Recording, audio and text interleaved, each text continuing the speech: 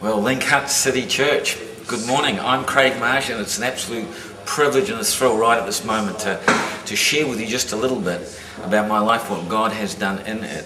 In Mark chapter 9, you have a story of a father, and he comes to Jesus, and his heart cries for his son.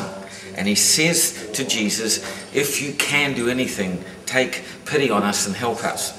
And Jesus' response in verse 23 is, if you can, ? And then says, everything is possible for him who believes. And the father's immediate response back was Lord, I believe, help my unbelief. Now, this dad was not contradicting himself. It was really a heart cry. It was, Lord, I believe in healing. I mean, he brought his son to the disciples in the first place. It was really a cry of, Lord, I believe, but help me to know it as a revelation. You see, you can believe in something intellectually, theoretically, even theologically, but until you get it revelationally, you'll never have it experientially. And I think this father was in that place. You know, he believed in it intellectually. He brought his son to the disciples in the first place. I think he believed it theologically. He knew that there was this rabbi moving around. I just don't think he had a revelation of it. And you know, I was in that place. I believed in healing intellectually, I believed it theoretically, I believed it theologically, but I didn't have a revelation of it until, well, May 1999.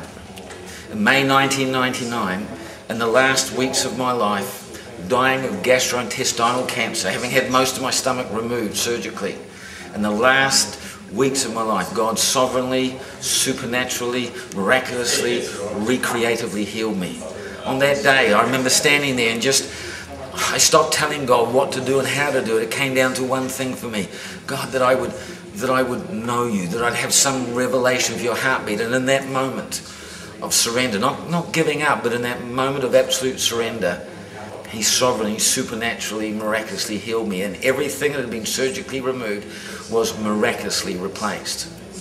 And ever since that day, my wife and I, we've been traveling around the world, just sharing and praying for people with that encouragement that everything is possible for them who believe. I want to encourage you this day right now to believe the impossible, to go after it. Nothing, absolutely nothing is impossible for God.